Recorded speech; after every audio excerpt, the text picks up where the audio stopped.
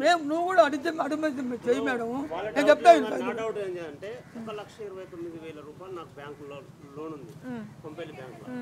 అయితే నాకేం చేసిందంటే 1,29,000 రూపాయలు వడ్డీ అసలు వడ్డీ ఉంటే నాకేం చేసింది 1,00,000 రూపాయలే మాఫైనట్టుగా లిస్ట్లో పేరు వచ్చింది.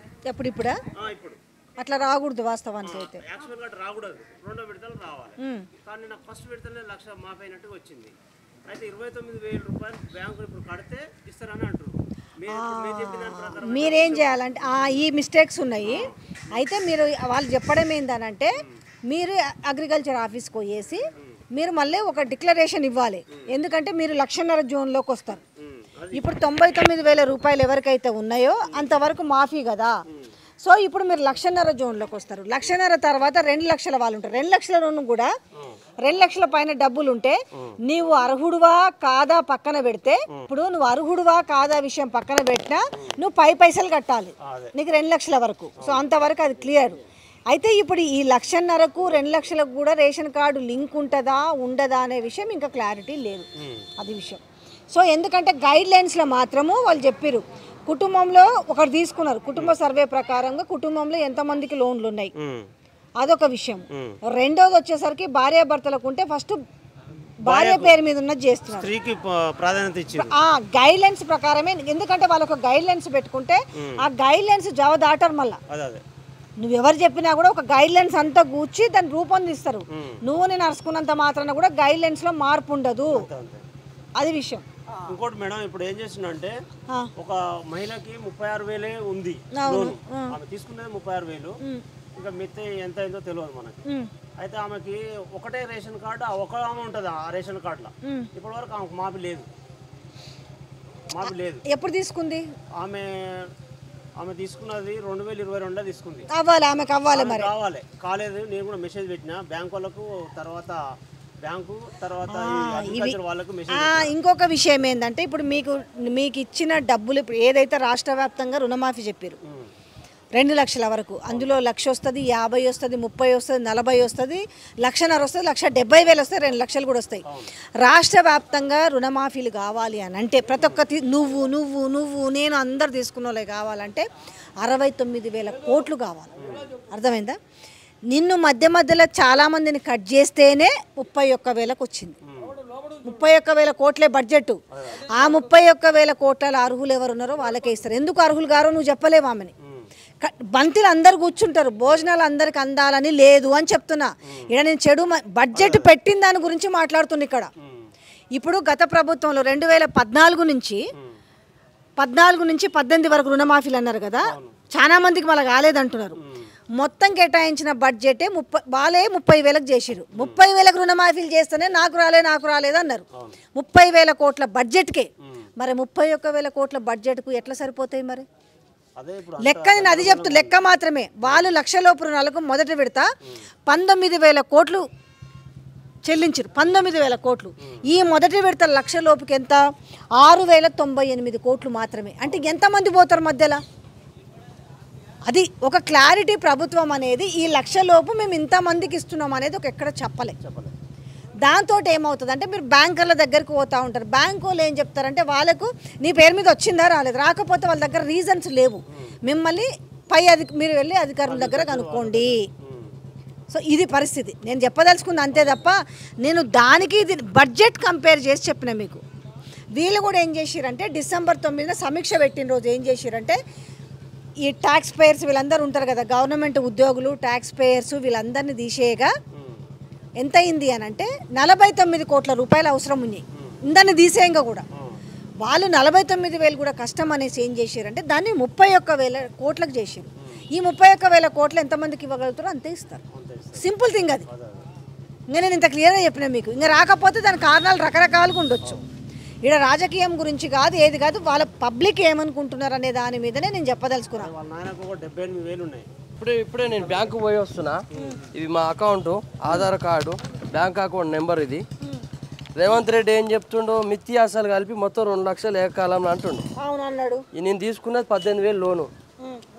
మిత్తి 4,300 మిత్తి ఉంది. ప్రతి అకౌంట్కి బాబు అసలే రుణమాఫీ చేసిండు, మిత్తి కట్టాలి, మిత్తి కట్టిన తర్వాతనే రెన్యువల్ చేస్తామని చెప్తున్నారు. సత్తయ్య గారు ఇప్పుడు ఏం చెప్పిందంటే ఈ మిత్తి ఎప్పటి నుంచి చెప్పనా, ఈ మిత్తి మీకు డిసెంబర్ 9వ తారీఖు నుంచి ఈ రోజు వరకు నీకు మిత్తి వేసి ఇచ్చారు. అవును మేడం. ఇప్పుడు నేను బ్యాంక్ వాళ్ళే రాసి ఇచ్చారు, ఇది పోయేస్తున్నాం. కట్టకపోతే ఈ ప్రభుత్వం ఏమో మొత్తం మిత్తి అసలు ఎంత ఉంటే అంత 2 లక్షల వరకు మాఫీ అని చెప్తున్నారు. ఇంకొకటి మేడం, ఇది మా బ్రదర్ది, ఇది మా బ్రదర్ది, ఇది మా బ్రదర్ అకౌంట్, ఇది మా బ్రదర్ది. ఇప్పుడు ఈమె తీసుకున్న 40,000 లక్ష లోపు మాఫీ అన్నాడు. ఈమె పేరు లిస్ట్ లో లేనే లేదు. లేదు. మా వదినది ఇది. మీ వదినది అంటే ఈమెకు సెపరేట్ రేషన్ కార్డు ఉందా? సెపరేట్ లేదు మేడం రేషన్ కార్డు.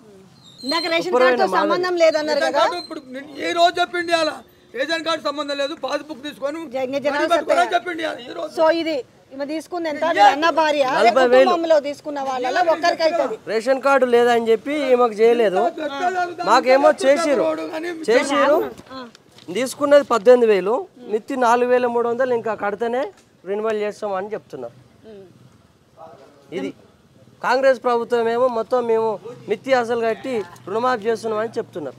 బ్యాంకు పోతే ఇప్పుడు మేము కట్టమంటే ఏమంటున్నారు? ఇప్పుడు ఈ 4,300 కట్టి ఆ 4,300 కడితేనే మీకు కొత్త లోన్ శాంక్షన్ చేస్తాం, లేకుంటే చేయమని చెప్తున్నారు. ఇప్పుడు బ్యాంకు నుంచో వస్తున్నాను, 100 మంది ఆడ ఉండరు, అందరు ఇదే సమస్య. Kompally bank, Kompally Canara bank, Kompally Canara bank, అది Kompally Canara bank madam, Kompally. Madam ఇక్కడ బ్యాంకు వాళ్ళది కూడా పోయినసారి కెనరా బ్యాంకు, ఇక్కడ ప్రభుత్వాలు ఏదైనా ఉండొచ్చు, కాంగ్రెస్ కమ్యూనిస్ట్ ఇంకా అట్లా కేసీఆర్ ఉన్నప్పుడు కూడా ఇదే కెనరా బ్యాంకు అన్ని బ్యాంకులు మాఫైనాయి 1,00,000 వరకు, వాస్తవం కదా? అవును మేడం. అన్ని బ్యాంకులు మాఫైనాయి, ఓన్లీ కెనరా బ్యాంకు మాత్రమే 1,00,000 రూపాయలు వాళ్ళు ఓల్డ్ పాత. అయితే ఈ వడ్డీ మాత్రము ఈ యొక్క బ్యాంకే కాదు, ఇంకా మిగతా బ్యాంకులు కూడా కట్టామన్నారు. ఎందుకంటే మేము ఇప్పుడు అది కెనరా బ్యాంక్ మేడం. నేను ఇప్పుడు మేడం మేనేజర్ కూడా అడిగినా, గైడ్లైన్స్ ప్రకారమే ఉంటది, అట్లే ఉండదు. గవర్నమెంట్ గైడ్లైన్స్ ఏం చెప్తుంది? వడ్డీ అసలు కలిపి మొత్తం మాఫీ అంటారు. మనం మీ ఛానల్ తీసుకునే పోదాము. ఇప్పుడు డిసెంబర్ 9 నుంచి ఇప్పటి వరకు 4,300, 18,000 ఇప్పుడే పోదాం. ఎంత ఇప్పుడు ఈ 6 నెలల వడ్డీ ఇంత అయింది అంటున్నాడు. చూద్దాం అంత అవుద్దా, ఏ రూపాయి వేసిండా, ₹1 వేసిండా, ఇప్పుడే నీ ఛానల్ తీసుకొని పోదాం. ఎట్లా అడుగుతుంది?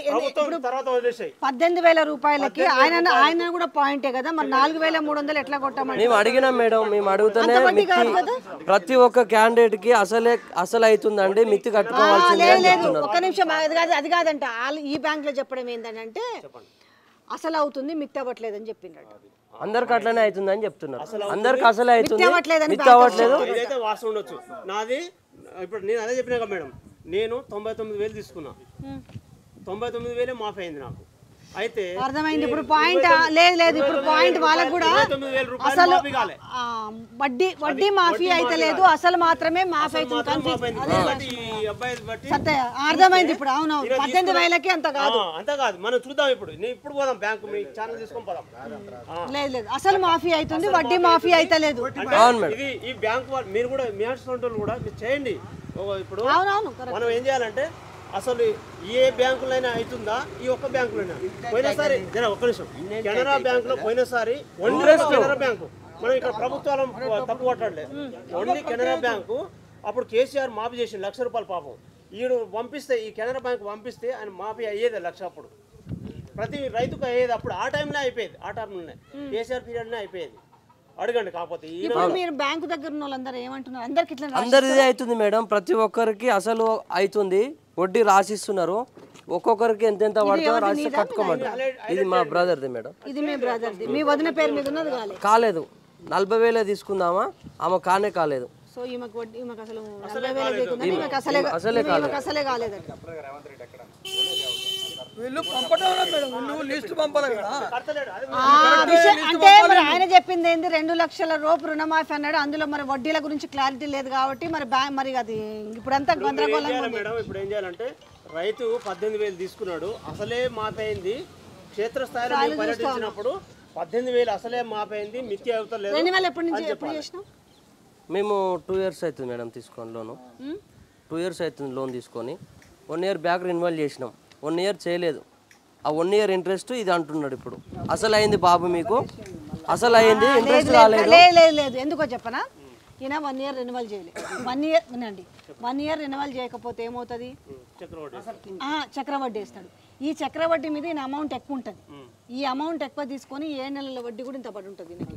మేడం మేము కాదనట్లే మేడం, మేము కాదనట్లేదు. నీకు 2 ఏళ్ల వడ్డీ కూడా ఇంతే వస్తుందా? ఇంత వస్తుందా? నేను అట్లంటే లేను, 18 నేను అట్లంటే లేను. 18,000కు 2 ఏళ్ళకి ఎంత అవుతుంది పోనీ? ఇది ఈయన తీసుకున్న కానించే ఈ ఇంట్రెస్ట్. అవును, తీసుకున్న కానించే ఇంట్రెస్ట్. మీరు లెక్క చేద్దాం, బ్యాంకు పోయి ఇప్పుడు మీ ఛానల్ పెట్టి చెక్ చేద్దాం. పోదాం పరి.